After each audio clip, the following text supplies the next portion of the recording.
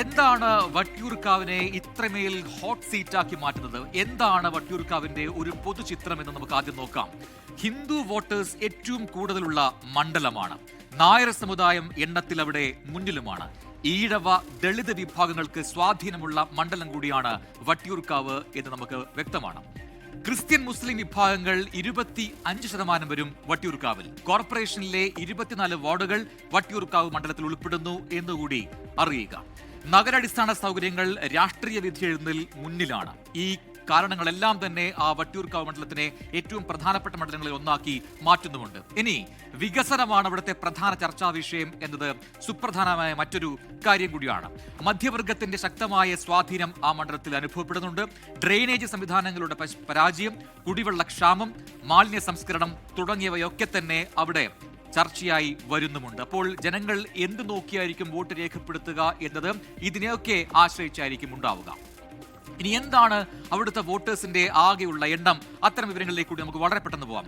1,63,063 വോട്ടേഴ്സാണ് ഇത്തവണ വട്ടിയൂർക്കാവിൽ ആകെയുള്ളത്. 77,550 പുരുഷന്മാരും 85,510 സ്ത്രീകളും. SIR പ്രക്രിയ കഴിഞ്ഞതോടെ മണ്ഡലത്തിൽ 42,580 വോട്ടേഴ്സിന്റെ കുറവ് സംഭവിച്ചിട്ടുണ്ട്. ഈ വോട്ട് ചോർച്ച ആരെ പ്രതികൂലമായി ബാധിക്കുമെന്ന ആശങ്ക 3 മുന്നണികൾക്കുമുണ്ട്. കാരണം കഴിഞ്ഞ ചരിത്രം നോക്കിക്കഴിഞ്ഞാൽ വലിയ ഭൂരിപക്ഷം അങ്ങനെ ഉണ്ടായി വന്നുകൊണ്ടിരിക്കുന്ന മണ്ഡലം കൂടിയാണ് വട്ടിയൂർക്കാവിൽ എന്ന് പറയുമ്പോൾ ഈ പറയുന്ന 43,000-ഓളം വോട്ട് അത് എങ്ങനെ ഏത് രീതിയിലേക്ക് മാറ്റപ്പെടും എന്നത് സുപ്രധാനമാണ്. ഇനി ലോക്സഭാ തെരഞ്ഞെടുപ്പിലും തദ്ദേശ ഭരണ തെരഞ്ഞെടുപ്പിലും വട്ടിയൂർക്കാവിൽ 1ാം സ്ഥാനത്തെത്താൻ BJPക്ക് കഴിഞ്ഞിരുന്നു. ആ ആത്മവിശ്വാസത്തിലാണ് R ശ്രീലേഖയുടെ കന്നി അംഗം. മണ്ഡലം രൂപീകരിക്കപ്പെടുന്നത് മുതൽ കോൺഗ്രസിന്റെ ഷുവർ സീറ്റായിരുന്ന വട്ടിയൂർക്കാവ് 2019 ഉപതെരഞ്ഞെടുപ്പിൽ ഇടത്തേക്ക് ചാഞ്ഞു. 2021 മണ്ഡലം 20,000-ലധികം വോട്ടിന്റെ ഭൂരിപക്ഷം നൽകി VK പ്രശാന്തിനൊപ്പം ചേർന്ന ചരിത്രമാണ്.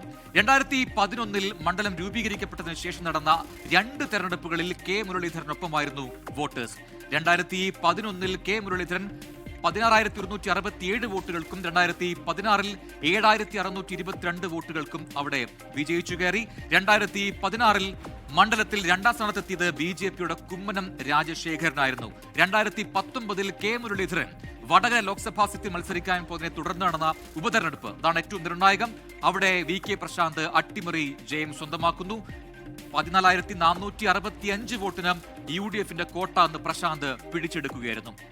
2021 കോൺഗ്രസിന്റെ വീണ S നായരെയും ഇപ്പോഴത്തെ മേയർ VV രാജേഷിനെയും പരാജയപ്പെടുത്തി പ്രശാന്ത് മണ്ഡലം നിലനിർത്തിയതും ചരിത്രമാണ്. ഇനി ഇത്തവണ മത്സരിക്കുന്ന സ്ഥാനാർത്ഥികളെ കൂടി വിശദമായി നമുക്കൊന്ന് പരിചയപ്പെടാം.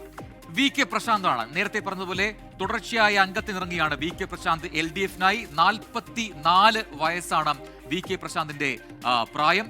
ഒപ്പം തന്നെ SFI DYFI സംഘടനകളുടെ ഭാരവാഹിയായി തുടങ്ങിയതാണ് VK പ്രശാന്തിന്റെ രാഷ്ട്രീയ ജീവിതത്തിലേക്കുള്ള തുടക്കം. ആ രീതിയിൽ തുടങ്ങി പിന്നീട് CPM-ലേക്ക് വരുന്നു. അങ്ങനെ ഇപ്പോൾ തുടർച്ചയായി അവിടെ മത്സരിക്കുകയും ചെയ്യുന്നു. പ്രായം കുറഞ്ഞ പഞ്ചായത്ത് അംഗമായി കരിയിൽ വാർഡിൽ നിന്ന് തിരഞ്ഞെടുക്കപ്പെട്ട റെക്കോർഡ് കൂടി മുൻ മേയർക്കുണ്ട് എന്നത് സുപ്രധാനമാണ്. തിരുവനന്തപുരം കോർപ്പറേഷന്റെ മുൻ മേയർ എന്ന ആ ടൈറ്റിൽ പോലും ഒരുപക്ഷെ ഈ നിയമസഭാ തിരഞ്ഞെടുപ്പിൽ അദ്ദേഹത്തെ സഹായിക്കും എന്ന വിലയിരുത്തലും അവിടെ ഉണ്ട്. CPM-ന്റെ പാളയം ഏരിയ കമ്മിറ്റി അംഗമാണ് നിലവിൽ VK പ്രശാന്ത്. ഇനി അഭിഭാഷകനായിട്ടാണ് അദ്ദേഹം ജോലി നോക്കുന്ന അഭിഭാഷകനാണ്, അഡ്വക്കേറ്റാണ്. ജന്മസ്ഥലം തിരുവനന്തപുരമാണ്. ഇനി എന്താണ് VK പ്രശാന്തിന് അനുകൂലമായി ഇത്തവണ ഈ തെരഞ്ഞെടുപ്പിൽ മാറാൻ പോകുന്ന ഘടകങ്ങൾ എന്നുകൂടി നമുക്കൊന്ന് പരിശോധിക്കാം. നഗരസഭാ മേയറായി ജനസ്വാധീനം ഉണ്ടാക്കാൻ VK പ്രശാന്തിന് കഴിഞ്ഞിരുന്നു. മേയർ ബ്രോ എന്ന പേരൊക്കെ ആ സമയത്ത് നമ്മൾ ഉയർന്ന് കേട്ടതാണ്. അതുകൊണ്ട് തന്നെ ആ ഒരു ഘടകം ഒരുപക്ഷെ VK പ്രശാന്തിന് അനുകൂലമായി വരുമോ എന്നതാണ് സുപ്രധാനമായ ചോദ്യം. നിലവിലെ MLA ആണ്. അതുകൊണ്ട് തന്നെ കഴിഞ്ഞ ടേമിൽ നടത്തിയ വികസന പ്രവർത്തനങ്ങളൊക്കെ അവിടെ വലിയ ചർച്ചയാകുന്നുണ്ട്. അത് VK പ്രശാന്തിനെ ഏത് രീതിയിൽ തുണക്കും ഈ തെരഞ്ഞെടുപ്പിൽ എന്നതും മുഖ്യ വിഷയമാണ്. ഇനി അടുത്തയാളിലേക്ക് പോവാം.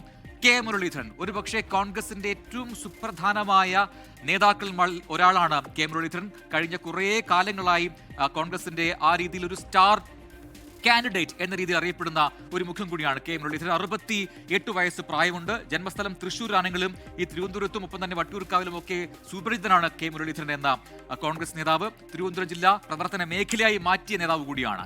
LLB ബിരുദമുണ്ട് കെ മുരളീധരന്. UDFന്റെ സ്റ്റാർ കാൻഡിഡേറ്റ് ആണെന്ന് ഞാൻ ഓൾറെഡി പറഞ്ഞു കഴിഞ്ഞു. സേവാദാൽ പ്രവർത്തനമായിട്ടാണ് രാഷ്ട്രീയ ജീവിതത്തിലേക്കുള്ള തുടക്കം. മുൻ KPCC അധ്യക്ഷനാണ്. ഇതൊക്കെ അദ്ദേഹത്തിന് പോസിറ്റീവായി മാറ്റാൻ കഴിയുന്ന ഘടകങ്ങളാണ്. ഒരു മികച്ച സംഘാടകനാണ് എന്ന ഒരു ഖ്യാതി കൂടി കെ മുരളീധരന് നൽകുന്നുണ്ട്. 2004 ആദ്യമായി കെ മുരളീധരൻ മത്സരിക്കുന്നത് നിയമസഭയിലേക്ക്.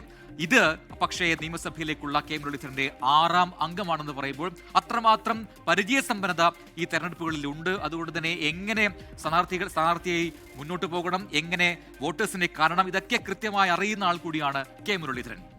ഇനി എന്തായിരിക്കും കെ മുരളീധരന്റെ ഈ മണ്ഡലത്തിലെ അനുകൂല ഘടകങ്ങൾ എന്ന സുപ്രധാനമായ ചോദ്യമാണ്. ഒരു ജനപ്രിയ നേതാവാണ് എന്ന കാര്യത്തിൽ യാതൊരു സംശയവുമില്ല. ആ രീതിയിലുള്ള അനുവാചനയ്ക്ക് ഉണ്ടാക്കിയെടുക്കാൻ കെ മുരളീധരനോടകം സാധിച്ചിട്ടുണ്ട്. മന്ത്രിയായും MLA ആയും MP യുമായും ഉള്ള അനുഭവ സമ്പത്ത് കെ മുരളീധരനുണ്ട്. അതുകൊണ്ട് എല്ലാ മേഖലകളെക്കുറിച്ചും കൃത്യമായ ധാരണയുള്ള ഇരുത്തം വന്ന ഒരു നേതാവ് എന്ന രീതിയിലുള്ള ഒരു പോസിറ്റീവ് സൈഡ് കെ മുരളീധരനുണ്ട്. അത് പക്ഷേ വോട്ടായി മാറ്റാൻ കഴിയുമോ കോൺഗ്രസിനും UDFനും കെ മുരളീധരനും എന്നത് മറ്റൊരു ചോദ്യം.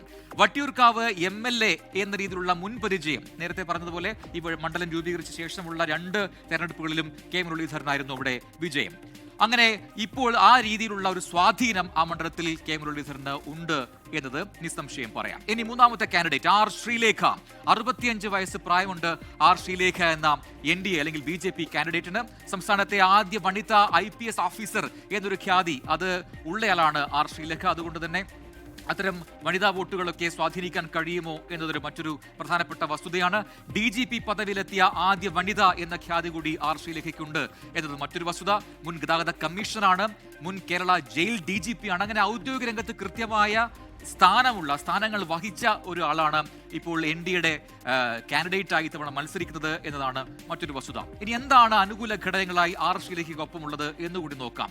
ശാസ്തമംഗലം വാർഡ് കൗൺസിലറാണ് നിലവിൽ R ശ്രീലേഖ. അവിടെ BJPക്കുണ്ടാക്കിയ തദ്ദേശ ഭരണ തെരഞ്ഞെടുപ്പിലുണ്ടായ വലിയ വിജയം, അതിന്റെ ഒരു ഭാഗമായി ശാസ്തമംഗലം വാർഡ് കൗൺസിലറായി നിലവിൽ R ശ്രീലേഖയുണ്ട്. അത് ജനങ്ങളുമായി ഇടപഴകി തുടങ്ങിയിട്ടുണ്ട് R ശ്രീലേഖ കഴിഞ്ഞ തെരഞ്ഞെടുപ്പുകളിലൊക്കെ തന്നെ. അതുകൊണ്ട് തന്നെ അതുമായി ബന്ധപ്പെട്ടൊക്കെയുള്ള ഒരു സ്വാധീനം ജനങ്ങളുമായി ഉണ്ടാക്കിയെടുക്കാൻ അവർക്ക് കഴിഞ്ഞിട്ടുണ്ട്. മണ്ഡലത്തിൽ BJPക്കുള്ള സ്വാധീനം അത് എടുത്തു പറയേണ്ടതാണ്. കാരണം ദേശീയതലത്തിൽ പോലും തിരുവനന്തപുരത്തെ വിജയം അത് വലിയ ചർച്ചയായതാണ്. അതുകൊണ്ട് തന്നെ BJP വലിയ ആത്മവിശ്വാസം വെച്ചു പുലർത്തുന്ന മണ്ഡലത്തിൽ ഒന്നുകൂടിയാണ് വട്ടിയൂർക്കാവ് മണ്ഡലം. സർക്കാർ സർവീസിലുള്ള പരിചയം, അതുകൊണ്ട് തന്നെ എങ്ങനെ ഭരണം നിർവഹിക്കണം എന്നതിനെക്കുറിച്ചുള്ള കൃത്യമായ ധാരണ R ശ്രീലേഖയ്ക്കുണ്ട്. അതുകൊണ്ട് അത് വോട്ടാക്കി മാറ്റാൻ അവർക്ക് കഴിയും എന്നാണ് BJPയുടെയും NDA ക്യാമ്പിന്റെയും ഒക്കെ ഒരു ആത്മവിശ്വാസം. അതുകൊണ്ട് തന്നെ ഞാൻ പറഞ്ഞു വരുന്നത്, ഈ 3 പേരും ഒപ്പത്തിനൊപ്പം നിന്ന് പൊരുതാൻ കഴിവുള്ള 3 നേതാക്കളാണ്, 3 സ്ഥാനാർത്ഥികളാണ്. അതുകൊണ്ട് തന്നെ മത്സരം വട്ടിയൂർക്കാവിൽ കടുക്കുമെന്ന് പറയേണ്ടിയിരിക്കുന്നു.